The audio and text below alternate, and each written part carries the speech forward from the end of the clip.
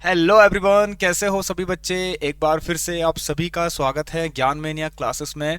तो बच्चों, यहाँ पर हमने फर्स्ट चैप्टर स्टार्ट कर दिया है, रियल नंबर, जिसके अंदर आज हम यहाँ पर करने वाले हैं proof of irrationality, which is very very very important बच्चों। ठीक है, इस टॉपिक को मिस मत करना, बहुत इंपॉर्टेंट है। यहाँ से क्वेश्चन 101% बच्चों, यहाँ से क्वेश्चन बचेगा। मैं पहले ही आपसे कह रहा हूँ, इसको प्रिपेयर कर लीजिए। 100% गारंटी दे रहा हूँ बच्चों इस बात की कि यहाँ से आपका क्वेश्चन 100% बनेगा।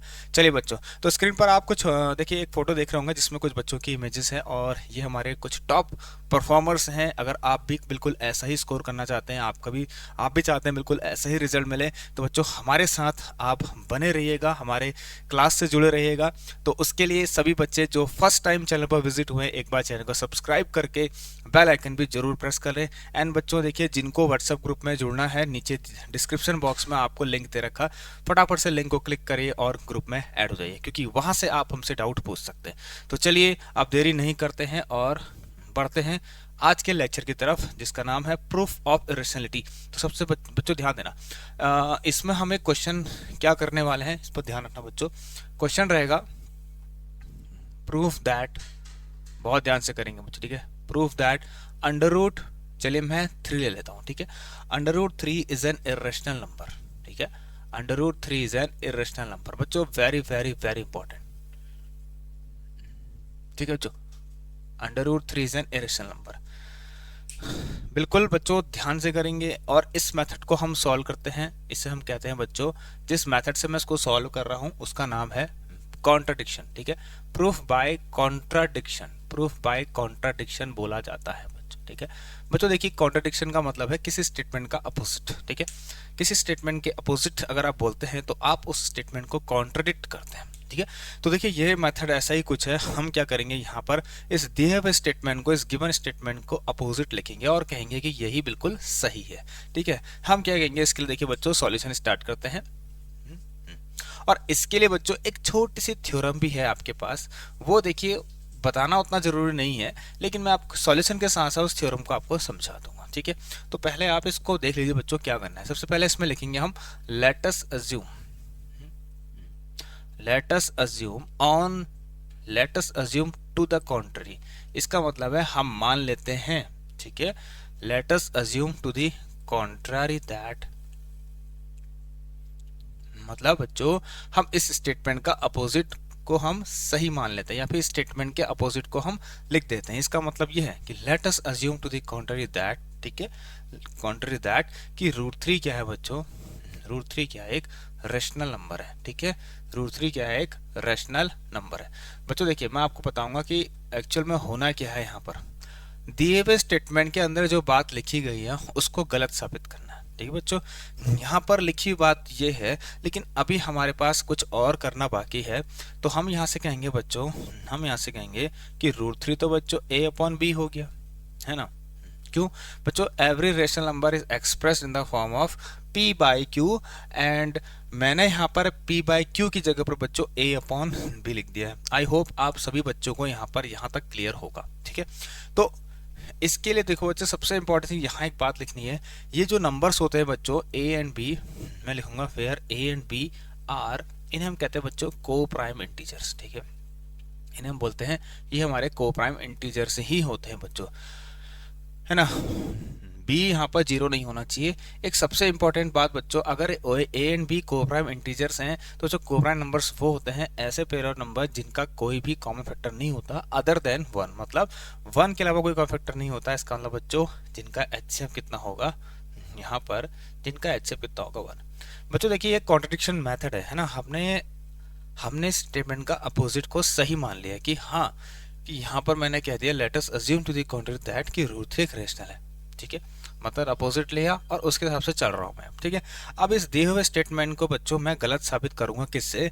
यहाँ पर आपको एचसीएफ 1 दिख रहा है। अगर आपने यहाँ पर मैथ्स को यूज करके, मैथ्स की जो जो फंडामेंटल्स हैं मैथ्स के, उनको यूज करते हुए, है ना, आपने अगर एचसीएफ ए और बी का 1 के अलावा दिखा दिया, तो इसका मतलब आपने गलत एज्यूम किया था, है ना। आपका स्टेटमेंट कॉन्ट्रडिक्ट हो गया है। तो यहाँ पर देखिए बच्चों, क्या करना है हमें। सबसे पहले हम करेंगे यहाँ पर बच्चों स्क्वायरिंग बोथ साइड, ठीक है। क्या करेंगे, स्क्वायरिंग बोथ साइड। बच्चों ध्यान देना, हाँ स्क्वायरिंग बोथ साइड करने से बच्चों ये वाला तो हो जाएगा, मैं यहाँ लिख देता हूँ, ये हो जाएगा √3 का स्क्वायर और जाएगा बच्चों a/b, ध्यान देना बच्चों, ठीक है, इसका भी स्क्वायर। आफ्टर दिस बच्चों ये वाला पार्ट हो जाएगा 3 और ये हो जाएगा a²/b², ठीक है, बहुत ध्यान से देखना बच्चों, ठीक है। इसके बाद हम यहाँ पर करेंगे बच्चों, देखिए अगर मैं इसको यहाँ ट्रांसफर कर दूँ बच्चों, मैं b² को इधर लिख दूं बच्चों, यहाँ पर आप ऐसे बनाते रहना, इम्प्लाइज का साइन डालते रहना बच्चों इस तरीके से, ठीक है। अगर देखिए बच्चों मैं इस b² को यहाँ लिख दूं और a² को नीचे 3 डाल दूं, तो ये जो बात लिखी गई ना, इसके लिए एक थ्योरम है बच्चों, इस थ्योरम को मैं यहाँ पर एक्सप्लेन कर रहा हूँ, बहुत ध्यान से देखना आप लोग, ठीक है। एक थ्योरम बच्चों वो ये कहती है कि अगर p एक प्राइम नंबर है, ठीक है बच्चों, p एक प्राइम नंबर है सपोज, है ना, और a कोई पॉजिटिव इंटीजर है, ए कोई पॉजिटिव इंटीजर है, ठीक है, एक थ्योरम है बच्चों ऐसी, ठीक है, जो आपके बुक्स में है, आप देख सकते हैं इजीली। तो बच्चों यहाँ से ध्यान देना, कंडीशन है कि इफ p डिवाइड्स a², अगर p डिवाइड्स करेगा a² को, तो थ्योरम कहती है देन प्रूफ ये करना है कि then p divides a also, then p divides a also. अब देखिए इसका कोई एक्सप्लेनेशन इतना नहीं, जरूरत नहीं है बच्चों करने की, मैं समझाता हूँ। p एक प्राइम नंबर है, a कोई पॉजिटिव इंटीजर और p a² को डिवाइड कर रहा है, सपोज p एक प्राइम नंबर में ले लिया 3, सपोज p एक प्राइम नंबर ले लिया मैंने बच्चों 3, है ना। अभी ये क्वेश्चन का पार्ट ये वाला है जरूर, बट इसको लिखना नहीं है यहाँ पर। तो p 3 है और मैंने बच्चों a² सपोज यहाँ से ले लिया 81, a² ले लिया बच्चों 81। अब ध्यान से ना बच्चों, देखिए क्या p इस a² को डिवाइड कर रहा नहीं कर रहा बच्चों, ये जो मैंने यहाँ लिखा है ना p डिवाइड्स a², इसका मतलब है a² is divisible by p, ये दोनों स्टेटमेंट एक जैसे ही हैं बच्चों, ठीक है। तो यहाँ पर हम क्या करेंगे अब, देखिए तो यहाँ पर बच्चों इसका मतलब ये है कि ये कुछ ऐसा कहना चाह रहा है, p डिवाइड्स a² का मतलब ये कुछ ऐसा कहना चाह रहा है, जो यहाँ आपको दिख रहा है थोड़ा बहुत कुछ, मतलब 81 इस डिवाइड हो जाएगा 3 से। तो बच्चों अगर इसको डिवाइड कर रहा है तो स्टेटमेंट ये कह रहा है कि अगर a² बच्चों देखिए a² 81 है, तो a कितना होगा मुझे बताइए, व्हाट इज a कितना होगा, √81 कितना होगा बच्चों 9, इसका मतलब a 9 है। तो यही p बच्चों इस 9 को भी डिवाइड कर रहा है, यही p बच्चों इस 9 को भी डिवाइड कर रहा है, किसको डिवाइड कर रहा है 9 को, ठीक है बच्चों। तो देखिए ये था हमारा a², ये था हमारा a, देखिए a² 81, तो मतलब ये बात सत्य है और ये हमेशा रहेगी बिल्कुल ऐसे का ऐसे, ठीक है बच्चों। तो इसके अकॉर्डिंग यहाँ पर बच्चों देखिए समझ में आ गया ना आपको, देखिए है ना, ये है a² और ये है a, ये दोनों p हैं। तो p डिवाइड्स a², p अगर इस a² को डिवाइड कर रहा है मतलब 81 को डिवाइड कर रहा है, मैंने मान रखा है 81, ठीक है। और ऐसे ही p क्या करेगा बच्चों, इस 9 को भी यहाँ पर डिवाइड कर देगा, ठीक है, मतलब 3 ने देखो डिवाइड कर दिया 9 को, है ना, इस a को डिवाइड कर दिया। तो यही बात बच्चों है यहाँ पर, इस स्टेटमेंट की तरफ ध्यान रखते हुए हम ये कहेंगे, अगर यहाँ से हमने देखा बच्चों कि 3 डिवाइड्स क्या, 3 डिवाइड्स a², तो हम यहाँ कहेंगे, यहाँ हम बोलेंगे बच्चों कि 3 divides a also, 3 divides a also.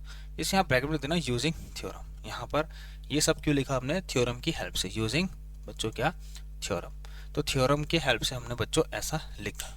I hope आप सभी बच्चे समझ गए होंगे, इसको ध्यान से देखिए बच्चों, ठीक है। 3 डिवाइड्स a ऑल्सो बच्चों, अगर 3 डिवाइड्स a ऑल्सो आपने लिख दिया है, अब यहाँ पर ध्यान देना, मैं यहाँ बना रहा हूँ उसको, यहाँ पर यहाँ से लिखते हैं, ठीक है। इसके बाद हम इधर को लिख देते हैं। तो देखिए बच्चों अगर 3 डिवाइड्स a² है, तो बच्चों यहाँ से लिखता है कि, यहाँ से पता लगता है कि 3 is a factor, 3 is a factor of a, मतलब बच्चों 3 फैक्टर हो गया a का, 3 डिवाइड कर रहा है ना बच्चों, 3 डिवाइड कर रहा है a को, तो 3 फैक्टर है बच्चों a का, चलो बच्चों 3 फैक्टर है a का। तो बच्चों इसका मतलब तो ये हुआ कि इसने 3 को डिवाइड किया, ठीक है, सॉरी 3 ने इस a को डिवाइड किया। अब बच्चों ध्यान सुनना, एक और चीज बहुत इंपॉर्टेंट है, बहुत इजीली समझाऊंगा। कोई नंबर किसी को डिवाइड करेगा बच्चों, ठीक है, मैंने कहा डिवाइड किया, अब ये डिवाइड कैसा किया होगा बच्चों, कंप्लीटली किया होगा, जैसे मैंने कहा ये डिवाइड किया, ठीक है, 3 ने 24 को जब डिवाइड किया तो बच्चों कुछ आंसर आएगा, जो कि आप लिखेंगे यहाँ पर कितना आएगा 8, क्योंकि इसको इससे काटेंगे तो बच्चों 8 मिलेगा, 8 हमारा क्वोशिएंट है ना, 3 8 जा 24 होता है, ये आप जान। अब बच्चों ऐसे अगर मैं किसी पॉजिटिव इंटीजर, ए कोई इंटीजर है मेरा, है ना, ये इसको अगर 3 डिवाइड कर रहा है तो कुछ ना कुछ टाइम्स करेगा, मतलब कुछ ना कुछ आंसर आएगा। मुझे नहीं पता, यहाँ पर एक वेरिएबल ले रखा, तो बच्चों मैं कंसीडर करता हूँ कि मेरे पास एक वेरिएबल में आंसर आएगा, कौन, यहाँ पर सी। अगर इसको डिवाइड करेगा तो सपोज मैंने क्या दिया, सी टाइम इसने डिवाइड कर दिया, तो यहाँ पर हम लिखते हैं वेयर, ध्यान देना, where C is some integer, C क्या है, कोई इंटीजर है यहाँ पर, जहाँ पर सी कोई इंटीजर है। यहाँ तक बात समझ में आ गई, मुझे ऐसा लगता है। तो बच्चों ए बराबर कितना हो गया, यहाँ से 3c हो गया। अब हम लिखेंगे बच्चों put a is equal to इस 3c को, यहाँ पर बच्चों अपना ध्यान नहीं दिया होगा, हम इस पार्ट को फर्स्ट इक्वेशन मान लेते हैं in equation number 1, in equation number 1 में a की जगह पर 3c डाल के, तो ये 3 बराबर a की जगह पर 3c का स्क्वायर आया और नीचे कितना आ गया यहाँ पर b का स्क्वायर, ठीक है। और जब हमने देखा बच्चों, इसको भी हमने जब सॉल्व किया तो हमारे पास हमको मिला यहाँ पर 3 is equal to 9c square upon b square. और जब इसको इससे मैंने काटा बच्चों, ये हुआ कुछ ऐसा, अंडरस्टैंड। अब बच्चों देखिए यहाँ पर क्या हुआ, a square upon b square, a की जगह पर 3c 9c स्क्वायर, चलिए बहुत बढ़िया। अब बच्चों देखिए यहाँ पर इसके बाद थोड़ा सा नज़र मारना, अब मैं यहाँ पर लिख रहा हूँ कोई चीज़, ठीक है, यहाँ पर ध्यान देना। इसके बाद थोड़ा स्पेस बच्चों इस बार थोड़ा दिक्कत होगी, मैंने तो काफ़ी नीचे से लिख दिया है, बट नो प्रॉब्लम, हम यहाँ पर थे। ये था बच्चों हमारा कुछ ऐसा, और ये मैं बनाता हूँ इस तरीके से, ये हो गया बच्चों, ठीक है। इसके बाद हमारे यहाँ पर आ गए हम। अब इसके बाद देखिए अगला हम बच्चों जो नेक्स्ट है ना, मैं यहाँ से लिख रहा हूँ, ठीक है। प्लीज़ आप डाउट में मत रहना बच्चों, ठीक है, कोशिश कर रहे हैं कि समझ में आ जाए आप लोगों को, है ना। चलिए, तो ये था, फिर ये हुआ, अब ये आ गया। अब मैं एक स्टेप बच्चों यहाँ पर लिख लेता हूँ, क्योंकि यही है बस एक तरीका यहाँ पर लिखने का, और स्पेस नहीं है कोई। तो बच्चों यहाँ पर ध्यान देना, मैं अगर इस b स्क्वायर को यहाँ भेजूँ, है ना, और 3 को नीचे लाऊं, तो बच्चों देखिए अब दिखेगा b square upon 3 is equal to c square, दिख रहा बच्चों। ध्यान देना, इससे भी तो यही कह रहा है, यहाँ भी क्या हो रहा है, हेयर 3 डिवाइड्स b स्क्वायर, ठीक है। तो देयरफॉर हम कहेंगे मतलब 3 डिवाइड्स b ऑल्सो, 3 डिवाइड्स क्या बच्चों b, 3 डिवाइड्स b ऑल्सो। ना बच्चों हमने एक चीज देखी, तो we see that, बच्चों हमने एक चीज देखी कि a एंड b का हैज एक कॉमन फैक्टर है, हैज अ कॉमन फैक्टर 3। बस इतना ही था बच्चों, हमने देखा कि a एंड b का, तो बच्चों देखिए 3 डिवाइड करा जब b को, इसका मतलब 3 भी b का फैक्टर है ना। 3 ने जब डिवाइड किया a को, है ना, जब सुना 3 ने डिवाइड किया a को, इसका 3a का भी फैक्टर है। इसका मतलब बच्चों a एंड b के 2 फैक्टर्स हैं, है ना। इसका मतलब बच्चों यहाँ पर हमने लिखा we see that a and b has common factor 3, a and b has, यहाँ लिखता हूँ कॉमन फैक्टर बच्चों, कॉमन फैक्टर 3। अरे ये क्या बात होगी बच्चों, इसका मतलब कि इनका HCF तो 3 आ गया बच्चों, इसका मतलब कि इनका HCF 3 आ गया। मैंने तो कहा था कि क्या आएगा, क्या होगा 1, बच्चों हमारे एजम्पशन के कारण 1 था, ठीक है। और जब हमने इसके अंदर मैथ्स का यूज किया, स्क्वायरिंग बोथ साइड करा, है ना, जो भी मैथ्स के रूल्स हैं उसे फॉलो करते हुए मैंने इसका HCF 3 बना दिया। इसका मतलब बच्चों देखिए अब क्या हुआ, ध्यान सुनना। इसका मतलब यहाँ देखिए इस स्टेटमेंट को गलत कौन साबित कर रहा है, देखिए ध्यान सुनना, इस स्टेटमेंट का कॉन्ट्राडिक्ट कौन है, ये, ठीक है। यहाँ पर कुछ ऐसा लिखा जाता है बट दिस, मतलब दिस फैक्ट, इस फैक्ट को, ये जो फैक्ट यहाँ पर लिखा है हमने, ये जो बात लिखी है ना, तो ऐसा लिखते हैं कि but this contradict the fact that कि a और b तो को प्राइम है, that a and b are coprime, जबकि ऐसा हुआ ही नहीं, है ना बच्चों। This contradict the fact that a and b क्या है, आर को प्राइम। बच्चों देखिए करना कुछ नहीं होता, बस एक ही टास्क रहता है इसके अंदर, एक ही टास्क ये रहता है कि आप दिए हुए स्टेटमेंट को का अपोजिट कहीं से भी दिखा दीजिए। बस स्टेटमेंट में था HCF a, b = 1, आप स्टेटमेंट लेके आ गए HCF a, b = 3। इसका मतलब एक कॉन्ट्रडिक्शन यहाँ पर आ गया है, इस स्टेटमेंट का उल्टा आपको मिल गया, है ना। तो बट दिस, ऐसा लिखते हैं कि इस स्टेटमेंट को कॉन्ट्रडिक्ट कौन कर रहा है, ये वाला स्टेटमेंट कर रहा है कि इनका HCF 1 है करके, है ना। a एंड b आर को प्राइम, मतलब कि इनका HCF 1 है करके, ये इतनी सी बात लिखी होती बस हो गया। तो हम लिखेंगे सो, इसीलिए हम क्या हुआ, हमारा सपोजिशन या assumption was wrong, our assumption was wrong, हमारा गलत assumption गलत था। ठीक है बच्चों, was wrong, our assumption was तो wrong लिखेंगे बच्चों, और इतने में इसको यहाँ पर छोड़ देंगे। तो हम क्या लिखेंगे 10, इसके बाद बच्चों 10, इसलिए क्या हुआ कि √3 क्या हो गया, एक इरेशनल नंबर ही हो गया। क्या हो गया, एक इरेशनल नंबर हो गया। तो बस बच्चों आज के लिए बस इतना ही कराऊंगा मैं आपको, ठीक है। इसे एक बार अच्छे से देख लेना आप, थोड़ा सा यहाँ नेक्स्ट टाइम से आपको अच्छे से और करवा देंगे, स्पेस बढ़ा के थोड़ा सा, ठीक है बच्चों। तो ये रहा बच्चों हमारा आज का वीडियो, आज का लेक्चर, आज की क्लास। एक बार अच्छे देख लीजिए, prove that √3 is rational number. सबसे पहले हमें क्या करना है, एज्यूम करना है कि √3 रेशनल है। तो rational number a by b या p बाय q के फॉर्म में एक्सप्रेस होते हैं, तो को प्राइम होंगे, ठीक है। h से 1 हो गया, स्क्वायरिंग बोथ साइड किया, ये सब मिला आपको। और यहाँ से पता लगा कि यार इसको यहाँ भेजा, इसको यहाँ भेजा, दो बच्चों पता लगा कि 3 डिवाइड कर रहा है a स्क्वायर को, तो 3 डिवाइड करेगा a को बच्चों, 3 डिवाइड्स a ऑल्सो, है ना।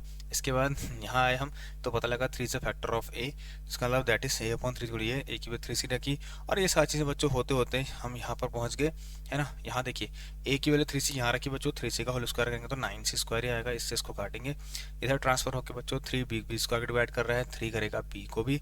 यहाँ पर भी थ्योरम लिख देना साइड में। तो हमने देखा कि a और b का तो एक has a common factor, has a common factor 3, है ना। इसका एक कॉमन फैक्टर कौन है बच्चों, 3, दैट इज इनका HCF 3 है। तो this contradict the fact that कि a और b तो को प्राइम है ना, मतलब इनका HCF 1 है। तो सो अवर assumption was wrong, hence √3 is an irrational number।